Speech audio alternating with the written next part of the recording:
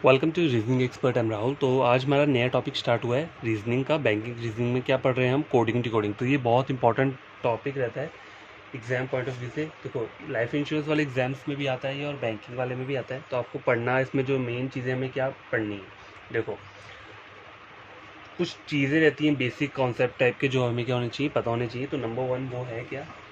Place value.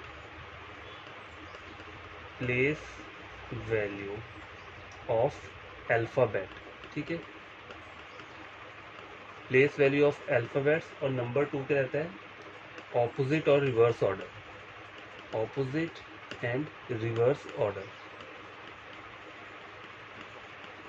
ठीक है। ये दो चीज़ें हमें पहले पता होनी चाहिए, उसके बाद ही हम क्वेश्चन को करेंगे, बढ़िया तरीके से सॉल्व कर सकते हैं। तो देखो, प्लेस वैल्यू ऑफ अल्फ़ाबेट क्या होती है, देखो मैं बताता हूँ आपको। प्लेस वैल्यू ऑफ अल्फ़ाबेट, देखो हमारे टोटल अल्फ़ाबेट्स क्या रहते हैं?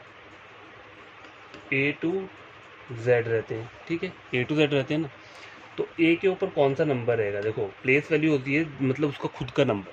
टोटल अल्फाबेट्स कितने होते हैं मैं लिख देता हूँ। देखो, A B C D E F G H I J K L M M N O P Q R S T U V W X Y N Z. देखो, मैं इसको सीक्वेंस में भी लिख सकता था, एम के बाद एन में यहाँ से भी स्टार्ट कर सकता था, लेकिन मैंने क्यों नहीं किया? क्योंकि देखो, जब हम ऑपोजिट लेटर पढ़ते हैं ना, तो ऑपोजिट लेटर पढ़ने के लिए हमें ये वाला पैटर्न फॉलो करना पड़ता है, ठीक है। एम के नीचे क्या आना चाहिए? एन यहाँ से स्टार्ट होना चाहिए। मतलब पहली रो ये जो आपको दिख रही है, टोटल अल्फाबेट्स कितने होते हैं? ये 13 ऊपर है। 13 कितने हैं? यहाँ पर हैं। तो 13 प्लस 13 कितने हो गए टोटल? 26, ठीक है। टोटल 26 अल्फ़ाबेट्स रहते हैं ए टू जेड, जो हमारी इंग्लिश ये रहती है, अल्फ़ाबेटिकल सीरीज़ रहती है, ठीक है। तो इसको जो आपको याद करना है उसका मैं आपको अलग तरीका बताऊंगा, ठीक है। लेकिन अभी आपको ये करना है, इसकी प्लेस वैल्यू पता होनी चाहिए। प्लेस वैल्यू क्या होती है? जैसे देखो, ए आ रहा है नंबर वन के ऊपर, ठीक है। तो ए की प्लेस वैल्यू क्या रहेगी? 1 रहेगी। बी की क्या रहेगी? 2 रहेगी। सी की क्या रहेगी? 3 रहेगी।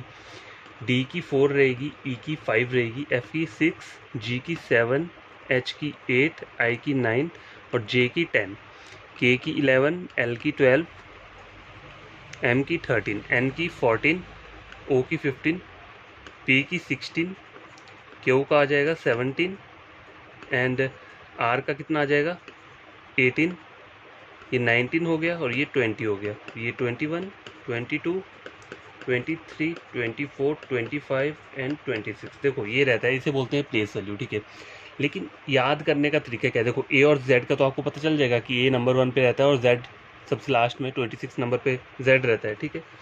तो ये तो आपको पता चल जाएगा। लेकिन बाकी अगर कोई 20 से आपसे पूछ लेगा तो आपको याद नहीं रहेंगे। तो याद करने का पैटर्न क्या होता है वो आपको बताता हूँ। तो ये जो ऑर्डर दिख रहे हैं ना आपको, देखो आगे आगे वाले उसमें बताता हूँ मैं आपको। प्लेस वैल्यू, ठीक है।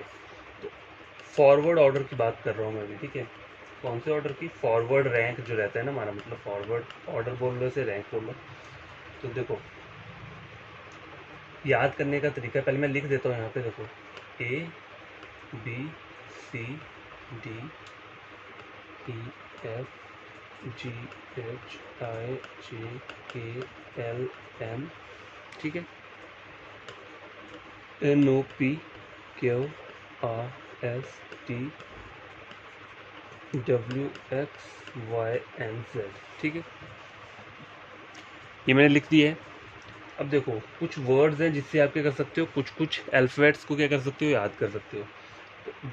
वन, ए के ऊपर 1 रहता है, बी के ऊपर 2 रहता है, सी के ऊपर 3, ये 4 5 6 7 8 9 10 11 12 13 14 15 16 17 18 19 20 21 22 23 24 25 एंड 26, ठीक है। अब कुछ वर्ड्स जो है ना, मतलब इनकी जो रैंक है, ये जो रैंक दिख रही है ना, उसको मेमोराइज करने के लिए कौन से ऐसे कुछ वर्ड्स हैं, देखो आपको वो बुक्स में भी मिल जाएंगे, ठीक है, अगर आपको चाहिए होंगे वो। तो देखो, पहला वर्ड जो है वो क्या रहता है? ई जे ओ टी और वाई। प्रोनाउंस किस करेंगे इसे? इजोटी, ठीक है। तो देखो ई के ऊपर कौन सा रहता है, 5 रहता है, ठीक है। जे के ऊपर क्या रहता है, 10 रहता है। ओ के ऊपर क्या रहता है, 15 रहता है रैंक। टी के ऊपर 20 रहता है और वाई के ऊपर क्या रहता है, 25। तो देखो ये बना क्या है, 5 का जो टेबल रहता है ना, ठीक है, उसको सीक्वेंस में, ठीक है, सीक्वेंस में अगर आप पढ़ोगे तो आपको 25 तक लेटर्स क्या है ईजिली याद हो जाएंगे। इजोटी, इजोटी वर्ड याद रख लो। 5 का table, 5 1 jar 5, 5 2 jar 10, 5 3 jar 15, 5 4 jar 20, 5 5 jar 25, ठीक है। नंबर 1 वर्ड ये हो गया। नंबर 2 क्या है, CIFLORUX, ठीक है। इस वर्ड को क्या बोलते हैं, सी फिलोरक्स, ठीक है। सॉरी आई नहीं आएगा यहाँ पे, अकेला सी फ्लोरक्स आएगा, ठीक है। सी के साथ आई नहीं आएगा, सी फ्लोरक्स। पहले सी ले लिया फिर फ्लोरक्स लिख दिया, ठीक है। अब देखो इसके ऊपर क्या क्या रहेगा, सी के ऊपर 3 रहता है, एफ के ऊपर क्या रहता है, 6 रहता है, एल के ऊपर कितना रहता है, सॉरी CFI करके आएगा, हाँ सी फिलोरक्स। सी पहले आएगा और एफ के बाद क्या आएगा, आई आएगा। देखो 3 6, आई के ऊपर आता है 9, ठीक है। एल के ऊपर क्या आता है, 12 आता है। ओ के ऊपर कितना आता है, 15 आता है, ठीक है। आर के ऊपर क्या आता है, 18। यू के ऊपर क्या रह रहा है, 21। और एक्स के ऊपर क्या है, 24। तो ये बन क्या रहा है, देखो 3 का टेबल बन रहा है ये सीक्वेंस में, ठीक है। इस तरीके से क्या कर सकते हो, याद कर सकते हो। कौन कौन सा, 5 का टेबल हो गया, 3 का टेबल हो गया, ठीक है। और बाकी अब जो अल्फ़ाबेट्स बच रहे हैं उसके लिए एक और मैं चीज़ बता देता हूँ आपको। देखो BDHNP है। देखो ये वर्ड आपको ऐसे ही याद रखना पड़ेगा, BDHNP। इसको याद करने का तरीका मैं बता दूंगा। देखो बी के ऊपर जो चार्ज है वो क्या है, 2 है, ठीक है। डी के ऊपर क्या है, 4 है, ठीक है। एच के ऊपर क्या आ रहा है, 8। देखो ये सीक्वेंस में नहीं आ रहा है, 2 का टेबल तो है ये, देखो 2 का टेबल ये है, लेकिन सीक्वेंस वाला नहीं है। देखो पहले 2 आ रहा है फिर 4 है, 2 1 जार 2, 2 2 जार 4, 2 3 जार 6, वो मिसिंग है, 2 4 जार 8, ये आ गया यहाँ पे। उसके बाद क्या आ रहा है, एन के ऊपर 14 रहता है और पी के ऊपर क्या रहता है, 16 रहता है, ठीक है। 8 के बाद कितना गायब है, 9 10 11 12 13, ठीक है। मतलब जो भी टेबल 8 9 10 11 12 में 2 चीज़ें मिसिंग है। अगर 2 का टेबल देखोगे तो 2 चीज़ें मिसिंग है, उसके बाद 14 और 16 आ रहा है। तो आप इसको ऐसे तरीके से क्या कर सकते हो, याद कर सकते हो। तो देखो इस वाले जो वर्ड को आप याद कैसे रख सकते हो, देखो बी से क्या बन जाएगा, बी से बन जाएगा बी, और डी से बन जाएगा डी। अब इन दोनों को कंबाइन करोगे तो क्या वर्ड बनता है, बीडी। बीड़ी पता है ना, जो लोग बीड़ी पीते हैं, स्मोकिंग करते हैं, उसमें बीड़ी भी आती है ना। तो बीडी एच से क्या हो जाएगा, है, HAI है, बीडी है। एन से हो जाएगा नो, और पी से क्या हो जाएगा, प्रॉब्लम। तो वर्ड क्या बनकर आएगा आपका, देखो बीडी, मतलब बी और डी से बीडी हो गया ना। देखो बीडी है, नो प्रॉब्लम। इस तरीके से आप क्या कर सकते हो, इस वर्ड को याद कर सकते हो कि हमारे पास बीडी है, हमें कोई प्रॉब्लम नहीं है, ठीक है, किसी से मांगने की, हम खुद पी सकते हैं, ठीक है। इस तरीके से कुछ भी फनी वे में आप याद कर सकते हो, आपको याद ही रखना है ना। तो बीडी है, नो प्रॉब्लम। तो बी और डी का क्या आ गया, देखो 2 4, ये 8 आ गया, 14 और 16 आ गया, ठीक है। इस तरीके से याद कर सकते हो। अब जो बाकी अल्फ़ाबेट्स बच रहे हैं ना, देखो उसको आप क्या कर सकते हो, वैसे इवन ऑड वाले उसमें फॉर्मेट में याद कर सकते हो। तो देखो कौन कौन से अल्फ़ाबेट्स बच रहे हैं, देखो ए बच रहा है, ठीक है, इस पर सर्कल लगा देता हूँ। दो जो बच रहे हैं, ए बच रहा है, बी हो गया, ठीक है, बी हो गया, सी भी हो गया, डी भी हो गया, ई भी हो गया, एफ हो गया क्या, देखो एफ एफ एफ, हाँ एफ भी हो गया, जी, जी नहीं हुआ है यहाँ पे, ठीक है। तो जी को मैंने सर्कल में ले लिया, जी। एच भी हो गया, हाँ हो गया है, आई और जे, INJ हो चुका है। KLM, KLM देख लेता हूँ। देखो के तो है नहीं यहाँ पे, एल यहाँ पे है, और एम भी नहीं है, ठीक है। के और एम मिसिंग है, तो इसको मैंने सर्कल में ले लिए। आगे NOP देख लेता हूँ, एन है यहाँ पे, ओ भी है यहाँ पे, पी भी है। QRS देख लेता हूँ। देखो क्यू तो नहीं है यहाँ पे, आर है यहाँ पे, और एस भी नहीं है, ठीक है। क्यू और एस, ठीक है, QS, टी है यहाँ पे, यू और वी चेक कर लेता हूँ। यू है, वी नहीं है, ठीक है, वी डब्ल्यू भी नहीं है यहाँ पे, एक्स देख लेता हूँ, एक्स है यहाँ पे, वाई भी है यहाँ पे, और जेड नहीं है। तो देखो ये बाकी जो आपके अल्फ़ाबेट्स बच रहे हैं वो ये वाले बच रहे हैं। तो इसको आप याद कैसे कर सकते हो? देखो सारे के सारे क्या है, इवन नंबर आ रहे हैं। देखो ए, ठीक है, 1 हो गया, ए इवन नहीं आ रहा है, सॉरी, प्राइम नंबर से याद कर सकते हो। देखो 1 आ रहा है यहाँ पे, या फिर ऑड नंबर से भी याद रख सकते हो।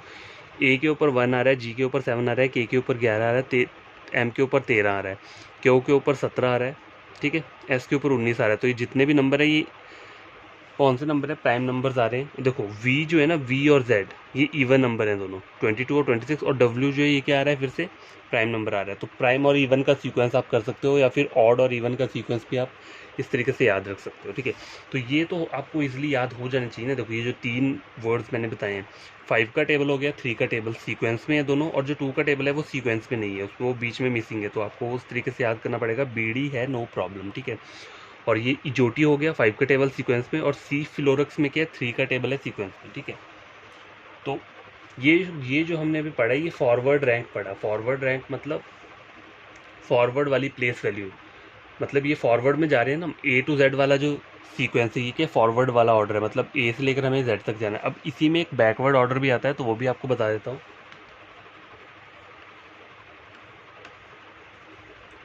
ठीक है, बैकवर्ड ऑर्डर होता क्या है, देखो वो एज इट इज़ वैसे ही रहेगा, A B C D E F G H I J K L M N O P Q R S T U V W X Y और जेड, ठीक है।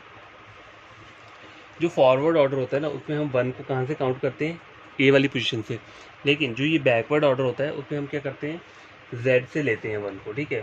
देखो 1 2 3 4 5 6 7 8 9 10 11 12 13 14 15 16 17 18 19 20 21 22 23 24 25 एंड 26, ठीक है। तो ये बैकवर्ड ऑर्डर ये होता है। फॉरवर्ड में हम 1 को कहाँ लेते हैं, एक ही पोजीशन पे आता है, ठीक है। और बैकवर्ड में क्या हो जाता है, इसका रिवर्स हो जाता है, ठीक है। तो ये सब चीज़ें क्या होनी चाहिए, आपको पता होनी चाहिए। कहीं भी आपको ये करना है, क्वेश्चन को सॉल्व करना है। तो वैसे देखो फिर आपको क्या करना है, इसको याद करना है बैकवर्ड ऑर्डर में, ठीक है। तो ईजिली याद हो जाएगा, इसमें कोई प्रॉब्लम नहीं है, ठीक है। जैसे पहले वाला हमने फॉरवर्ड ऑर्डर का सीक्वेंस याद रखा है, वैसे ही हम उन वर्ड से कर सकते हैं इसे याद। तो देखो 2 चीज़ें हमने पढ़ ली हैं, कौन कौन सी, प्लेस वैल्यू पढ़ी है फॉरवर्ड और बैकवर्ड रैंक की, ठीक है। अब हमें आगे क्या पढ़ना है, एक और चीज़ बताता हूँ आपको। देखो सपोज करो यहाँ पे क्या लिखा है, एक बी मेरे पास कोई वो है, उसका मुझे फॉरवर्ड रैंक क्या बोला है, फॉरवर्ड का जो रैंक बोला है मुझे, उसका बोला है कितना, 4, ठीक है। और जो बैकवर्ड रैंक है,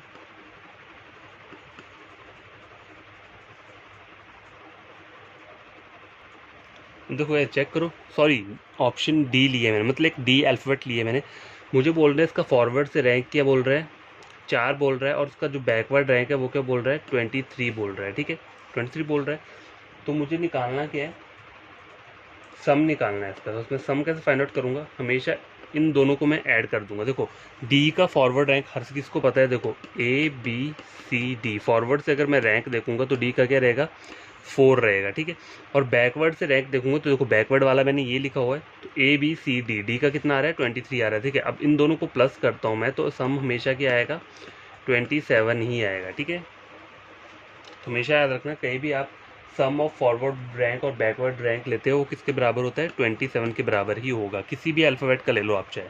तो सपोज करता हूँ मैं, अगर मैं ए का ले लेता हूँ, ए का फॉरवर्ड रैंक क्या रहता है, 1 रहता है, तो 1 ले लिया, और बैकवर्ड रैंक क्या रहता है, 26 रहता है। अगर इन दोनों को प्लस करूँगा तो सम क्या हो जाएगा, 27 हो जाएगा, ठीक है। तो आपको हमेशा ये चीज़ भी पता होनी चाहिए। अब ये देखो प्लेस वैल्यू ऑफ अल्फ़ाबेट्स तो आपको पता चल गया, ये कैसे मतलब रहती है, ठीक है। एक और चीज़ बताता हूँ, देखो ऑपोजिट लेटर एक वो आता है, ऑपोजिट लेटर को याद करने का क्या तरीका है। तो ऑपोजिट लेटर क्या होते हैं, देखो वही सेम ABCD HIJKLMNOPQRSTUVW XYZ, ठीक है, यही रहता है।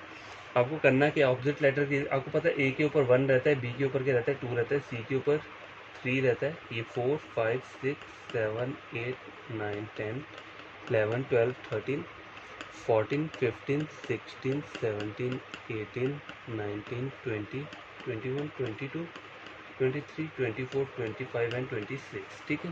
ये मैंने इनके ऊपर इनकी नंबरिंग लिख दी है। देखो ऑपोजिट लेटर को आपको कहीं भी याद रखना है तो उसका तरीका क्या होता है ऑपोजिट लेटर को याद रखने का। देखो आपको ऐसा पता रहेगा कि डी का ऑपोजिट डब्ल्यू ही है। देखो नंबर तो आपको मैंने बता दिया ना, नंबर याद रख, प्लेस वैल्यू याद रखने का ट्रिक आपको बता दिया। वो 3 का टेबल, 5 का टेबल और 2 का टेबल और BD है नो प्रॉब्लम। इन वर्ड से आप क्या कर सकते हो, प्लेस वैल्यू को याद रख सकते हो, ठीक है। लेकिन ऑपोजिट लेटर को याद करने का ट्रिक क्या है, देखो ए का ऑपोजिट जेड रहता है ना, देखो तो आप किस वर्ड से याद रख सकते हो, आज़ाद, ठीक है, ए और जेड, ठीक है, आज़ाद। उसके बाद के बी से क्या रख सकते हो याद, बॉय, BOY, बॉय, ठीक है। सी से क्या वर्ड याद रख सकते हो, क्रैक्स, C और X, ठीक है, C और X ऑपोजिट रहते हैं। D और W से क्या याद रख सकते हो, ड्यू, माउंटेन ड्यू पीते हैं ना सबके सब, ड्यू वर्ड हो गया। E और V से देखो ईव, ईव एक लड़की का नाम है, ईव याद रख लो, या फिर क्या कर सकते हो, इवन, EVEN, इवन नंबर होता है ना, तो उससे भी आप याद रख सकते हो, ठीक है। F से क्या आ सकता है, फन आ सकता है, F फॉर यू, या फिर आ सकता है फुल, FULL, ठीक है। अपने तरीके से आपको जो वर्ड अच्छा लगे आप क्या कर सकते हो, उसे याद कर सकते हो। F तक हो गया। G के लिए क्या होता है, देखो G के लिए होता है ऑपोजिट T, तो ग्रैंड GTA गेम हर किसी ने खेला है, ठीक है। आप इसी वर्ड से इसको क्या करना है, याद रखना है, या फिर कोई और वर्ड भी आपको अगर आता हो माइंड में तो आप उसे भी क्या कर सकते हो, रख सकते हो। H से क्या हो जाएगा, देखो हाई स्कूल, हाई स्कूल होता है ना, वो H से हो जाएगा। H और S एक दूसरे के ऑपोजिट रहते हैं। I और R से क्या हो जाएगा, इंडियन रेलवे, RAILWAY, रेलवे, ठीक है, इंडियन रेलवे हो गया। J और Q से क्या हो सकता है, जैक एंड क्वीन, ठीक है। K और P से क्या हो सकता है, कमला, कमला पसंद आता है ना, वो ऐड आता है टीवी पे, उससे आप याद रख सकते हो KP, ठीक है। LO से क्या हो जाएगा, देखो लव हो जाएगा, L और O लव, ठीक है। आगे क्या बोल रहा है, M और N, तो देखो एक तो ये वर्ड हो गया मोदी नरेंद्र, ठीक है, इस वर्ड से याद रख सकते हो, या फिर क्या कर सकते हो, मैन, MAN, ठीक है, ये भी इसका ऑपोजिट। अब देखो इनको याद करने का तरीका क्या है, एक स्टोरी रहती है, उस स्टोरी से क्या कर सकते हो, आपको हमेशा ये याद रहेगा। स्टोरी नहीं भी होगी, कोई भी आप बोलोगे, जैसे आपको डी बोल दी तो आपको एकदम से याद आ जाएगा कि डी का ऑपोजिट क्या रहता है, W रहता है, ड्यू रहता है। तो देखो आज़ाद क्या है, एक लड़का है जो कि, आज़ाद क्या है, एक लड़का है जो कि अपने फ्रेंड क्रैक्स के साथ क्या करता है, माउंटेन ड्यू पीता है।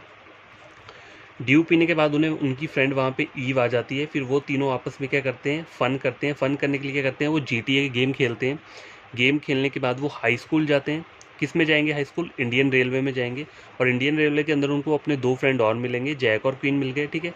उन सब ने आपस में क्या खाया, कमला पसंद खाया। कमला पसंद खाने के बाद उन सब में आपस में प्यार हो चुका है, और प्यार होने के बाद वो कहाँ जा रहे हैं, नरेंद्र मोदी जी से मिलने जा रहे हैं, ठीक है। इस तरीके से आप स्टोरी बना के इसे याद रख सकते हो। स्टोरी नहीं भी बनाओगे ना, आप बस ये वर्ड याद कर लो, आपको इजीली पता लग जाएगा, ठीक है। और कोई कभी डी बोला होगा तो डी का ऑपोजिट क्या रहता है, ड्यू रहता है, ठीक है। जेड का ऑपोजिट ए रहता है। इस तरीके से आप इन वर्ड से क्या कर सकते हो, इजीली फाइंड आउट कर सकते हो। तो देखो ऑपोजिट लेटर का ट्रिक भी मैंने आपको बता दी है, और प्लेस वैल्यू का ट्रिक भी पता चल गया। तो कोडिंग डिकोडिंग के लिए ये 2 चीज़ें बहुत इंपॉर्टेंट रहती हैं, ठीक है। देखो अब क्या है, अब आगे जो हम पढ़ेंगे वो पढ़ेंगे सब्स्टिट्यूशन, ठीक है। सब्स्टिट्यूशन कोडिंग कौन सी होती है वो मैं बता देता हूँ।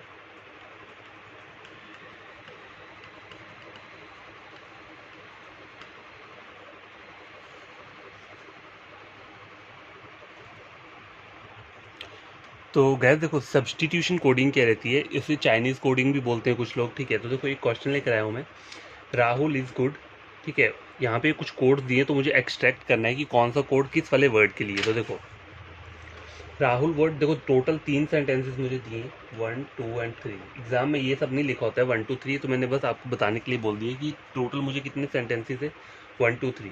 तो पहले सेंटेंस में कौन सा वर्ड है, राहुल है, ठीक है, इज़ और गुड है। और देखो दूसरा सेंटेंस चेक करो, तीसरा चेक करो, देखो गुड यहाँ पे दोनों जगह आ रहा है और ग्रीन यहाँ पे भी है, यहाँ पे भी है, आर दोनों जगह, और राहुल, देखो राहुल यहाँ पे भी है, राहुल यहाँ पे भी है, ठीक है। तो राहुल के लिए क्या कोड रहेगा, देखो कोड को एक्सट्रैक्ट करते कहते हैं, दो जगह पे राहुल है, तो पहले सेंटेंस में देखो कौन से दो वर्ड कॉमन है। देखो पहले सेंटेंस और लास्ट सेंटेंस चेक करोगे तो सिर्फ राहुल वर्ड ही कॉमन है और कोई भी वर्ड कॉमन नहीं है। तो एक कॉमन कोड होगा पहले और तीसरे सेंटेंस में, वही राहुल का कोड होगा। तो देखो MNDTRH, MNGOFH, ये दोनों लगे, ये दोनों लगे, M और N सेम है, तो राहुल का कोड क्या होगा, MN। इस तरीके से आप क्या कर सकते हो, कोड्स को एक्सट्रैक्ट कर सकते हो। तो देखो राहुल कंप्लीट हो चुका है, ठीक है, हो गया ना राहुल का कंप्लीट। अब देखो यहाँ पे क्या आ रहा है, इज और गुड आ रहा है, ठीक है। गुड और कहाँ पे है, गुड इस वाले सेंटेंस में और कहीं पे भी नहीं है। तो देखो इस वाले सेंटेंस और इस वाले सेंटेंस में सिर्फ गुड जो है यही वर्ड कॉमन है, बाकी इस चारों जितने भी हैं डिफरेंट है। तो गुड का कोड कैसे आप निकालोगे, देखो यहाँ चेक करो कोई कॉमन वर्ड होगा यहाँ पे। तो देखो MN तो हो चुका है, DTRH प्लस RH, देखो RH वर्ड आ रहा है मुझे कॉमन मिल रहा है, ठीक है। तो गुड का जो कोड हो जाएगा वो क्या हो जाएगा, R और H हो जाएगा। अब देखो यहाँ पे अकेला इज बच रहा है, तो इज जो है वो ऑटोमेटिकली क्या बन जाएगा, DT। इज का कोड जो होगा वो ऑटोमेटिकली क्या आ जाएगा, DT आ जाएगा, क्योंकि यहाँ पे सिर्फ एक ही कोड बच रहा है और यहाँ पे एक ही वर्ड बच रहा है, ठीक है। अब देखो यहाँ चेक करो सेकंड और थर्ड में क्या क्या कॉमन है, देखो R और ग्रीन दोनों वर्ड कॉमन है, कौन कौन से हैं, R और ग्रीन, ठीक है। तो देखो GOFH, जियो और FH, R और ग्रीन, ये दो वर्ड कॉमन है ना। देखो बाकी सब तो मैंने निकाल लिया, अब इनको कैसे फाइंड आउट करोगे। अगर आप बोलोगे कि R के लिए आप जियो का कोड दे दो, ठीक है, आपको कैसे पता कि R के लिए यही कोड हो सकता है वो कोड ग्रीन के लिए दिया हो। तो इस वाले केस में क्या बोलते हैं हम इसे, ईदर और वाला केस बनता है। आइदर गो कोड हो सकता है किसका, R का या ग्रीन का, या फिर FH कोड हो सकता है किसका, R का या ग्रीन का। तो इस वाले को क्या बोलते हैं हम, ईदर और टाइप का केस बोलते हैं। जब दो वर्ड्स बच जाते हैं और उनमें हम कोड को आइडेंटिफाई नहीं कर पाते तो हम उसमें क्या लगाते हैं, ईदर और लगाते हैं। आर का कोड क्या हो सकता है, ईदर जियो हो सकता है या एफ और एच हो सकता है, और ग्रीन का कोड क्या हो सकता है, आइदर जियो हो सकता है या एफ और एच हो सकता है, ठीक है। तो हमें नहीं पता इसलिए हमने क्या लगाया, ईदर और वाला पैटर्न यूज किया है, ठीक है।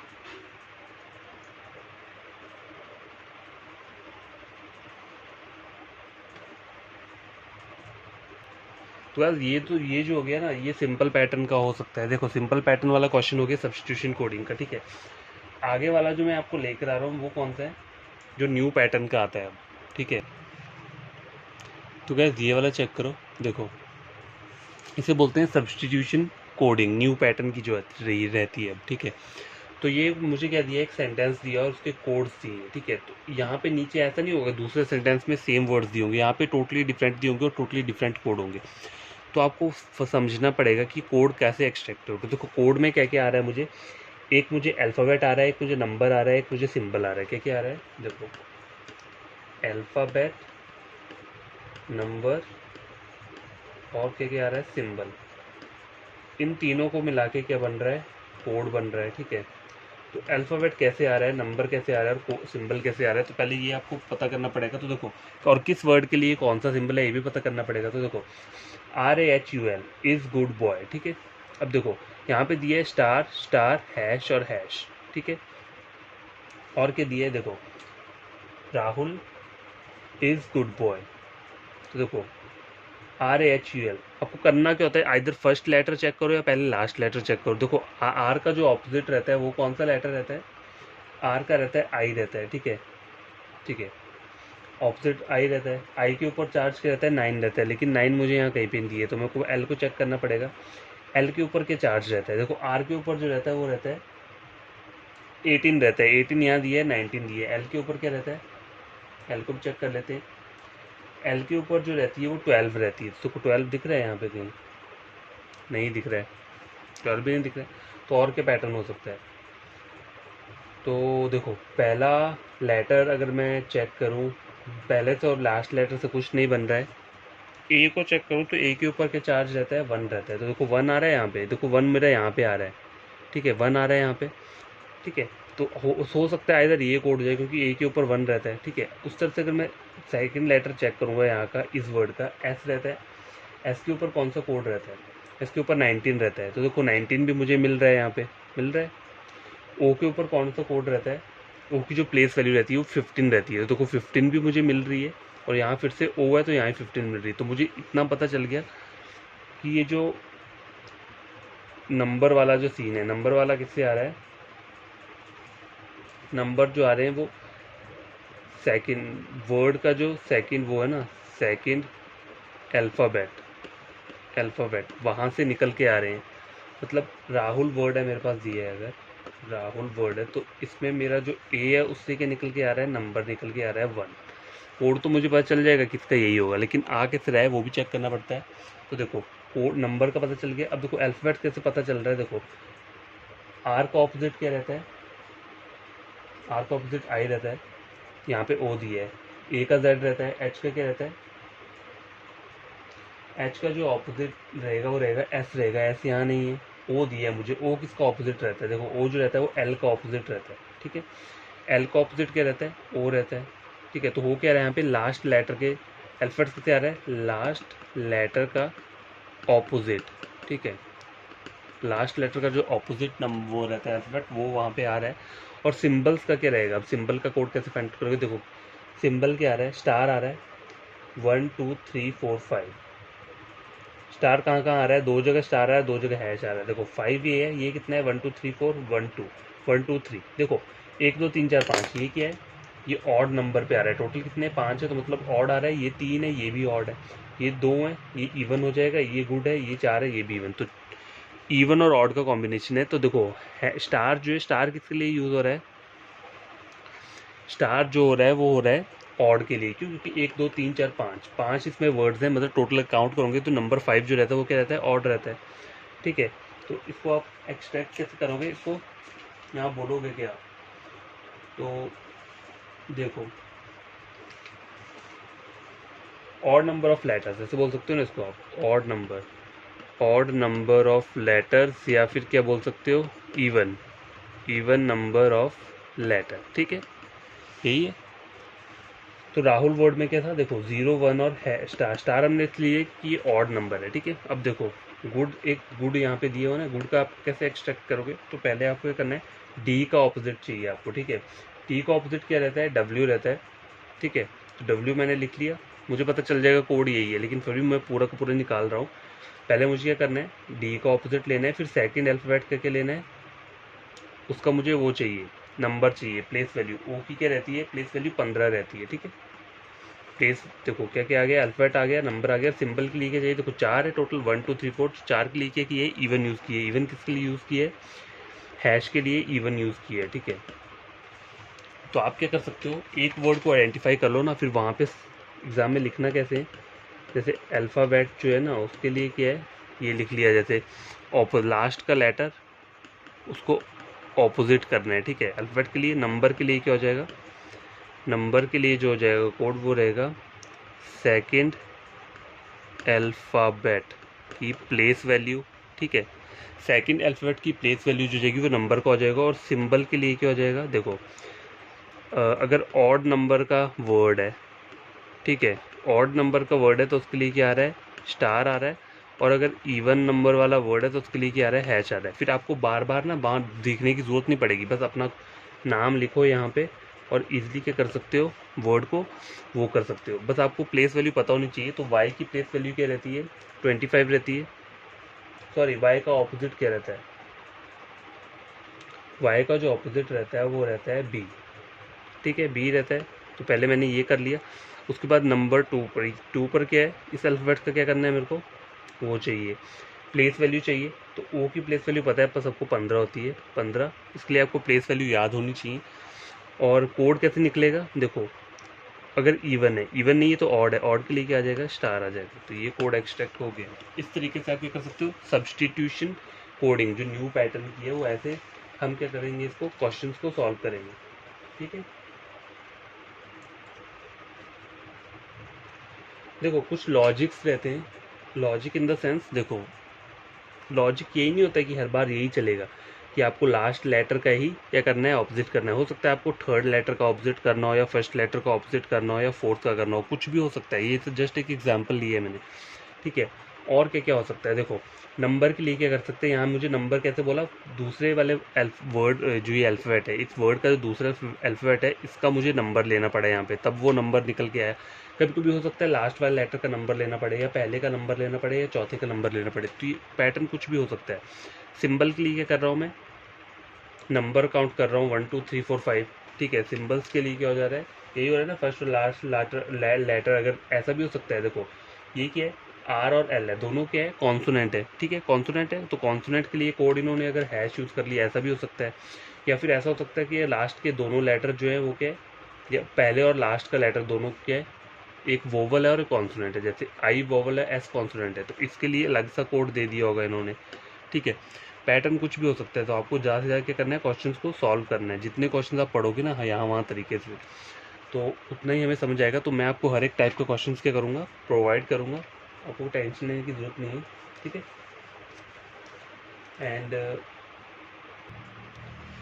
तो गाइस देखो कंडीशनल कोडिंग क्या रहती है, इस टाइप का क्वेश्चन रहता है। देखो एग्जाम में मुझे एक एलिमेंट्स दिए हैं और यहाँ उनके कोड्स दिए हैं, सारे सारे क्या दिए हैं, सिंबल्स दिए हुए हैं। ठीक है, कंडीशन मुझे क्या बोली है, नंबर 1 चेक करो, if the third element is odd and the sixth element is vowel. अगर मान लो आपको कुछ इस तरीके से क्या दिए, क्वेश्चन दिए सॉल्व करने के लिए, उसमें बोलता है अगर थर्ड एलिमेंट मतलब स्टार्टिंग से यहाँ से चेक करोगे, अगर थर्ड एलिमेंट क्या ऑड है एंड सिक्स्थ एलिमेंट जैसे मैं लिख लेता हूँ यहाँ पे एल लिख लेता हूँ, sixth element is vowel, then both element should be coded as star.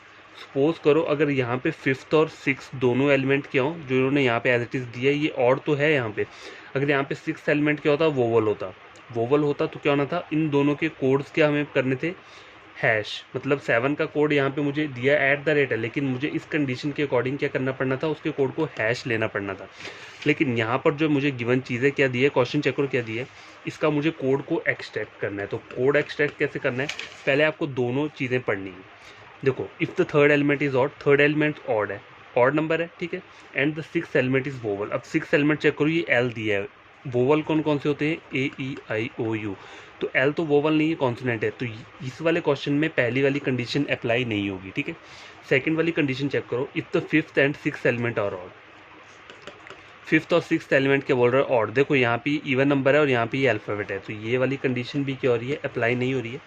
जब कोई भी कंडीशन अप्लाई नहीं होती है, तो जो भी आपका ये जो क्वेश्चन दिया है ना, उसके कोड्स एज इट इज़ वहाँ से उतार के नीचे लिख देने हैं। जैसे क्यू का कोड क्या बोला है, एंड बोला हुआ है, एस का कोड क्या बोला है, स्टार बोला है 7 के लिए, @ बोला है, एल के लिए हैश बोला है, 10 के लिए क्या बोला है, ये बोला है, और एल के लिए क्या बोला है, हैश बोला है। ठीक है,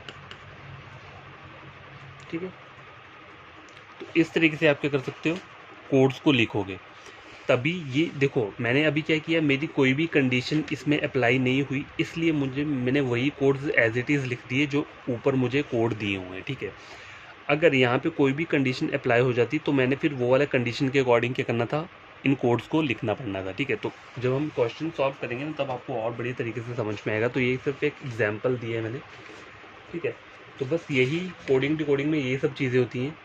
ठीक है, जो रीजनिंग बैंकिंग की रीजनिंग की कोडिंग डिकोडिंग रहती है, उसमें कुछ और ज़्यादा कुछ खास नहीं आता है, ये सब चीज़ें रहती है। तो हम कल से क्या करेंगे, कल से हम क्वेश्चन आंसर स्टार्ट करेंगे। तो आज का जो टॉपिक ये था, हमने वीडियो लेक्चर जो स्टडी किया है, ये सिर्फ किया है कॉन्सेप्ट के ऊपर, जो क्या कॉन्सेप्ट रहता है क्वेश्चंस को सॉल्व करने का। ठीक है, तो कोई भी न्यू एस्पिरेंट या स्टूडेंट है, उसने मेरा ये वीडियो चेक किया और उसे लगता है ये एग्ज़ाम पॉइंट ऑफ व्यू से बढ़िया वो है, तो उन्हें करना क्या है, टेलीग्राम पे जो मेरा एक वो है चैनल है, वहाँ पे आप ज्वाइन कर सकते हो अगर कोई डाउट है। और मेन जो काम करना है आपको, करना है चैनल को सब्सक्राइब कर देना है, और वीडियो को क्या करना है, आपको लाइक और शेयर कर देना है। ठीक है, ये दोनों काम तभी करने हैं जब आपको कुछ गेन होता है मेरे वीडियो लेक्चर को देखकर। ठीक है, और लाइक और शेयर इसलिए ताकि कोई और स्टूडेंट या एस्पिरेंट जो कि कोचिंग या प्रेपरेशन कर रहा है बैंकिंग एग्जाम्स की, तो वो मेरा चैनल रेकमेंड कर सकता है रीजनिंग के लिए, ठीक है। या आप SSCGL का भी कर रहे हो तो उसकी रीजनिंग भी है, मैंने यहाँ पे अपलोड किए हैं टॉपिक्स, प्लेलिस्ट चेक करो, वहाँ पे आपको सब कुछ मिल जाएगा। और कोई भी प्रॉब्लम हो तो आप बोल सकते हो। देखो कमेंट बॉक्स में आप बोला करो कि हमें कुछ समझ में नहीं आया, तो मैं वो वीडियो फिर से अपलोड कर सकता हूँ, लेकिन मैंने जितना वीडियो अपलोड किया है मुझे कोई कमेंट ही नहीं दिखता है वहाँ पे, कोई करता ही नहीं है, या फिर ऐसा हो सकता है सबको आता है या फिर कोई मुझसे पढ़ना नहीं चाहता है, ये दो ही चीज़ें हो सकती हैं। तो एक बार आप क्या करो, मेरा वीडियो लेक्चर पूरा का पूरा देखो, फिर आपको समझ में नहीं आता है तो आप फिर वहाँ लिख देना कि हमें समझ में नहीं आ रहा है, ठीक है। लेकिन एक बार आप पढ़ के देखना, और मैं गारंटी देता हूँ कि आपको सीरियसली समझ में आएगा अगर आप बढ़िया तरीके से समझोगे उसे, ठीक है। तो ये मैं वीडियो लेक्चर यहीं कंप्लीट करता हूँ। बाय, टेक केयर, बड़ी तरीके से पढ़ना, और आई होप आपके एग्ज़ाम इस साल क्रैक हो जाए।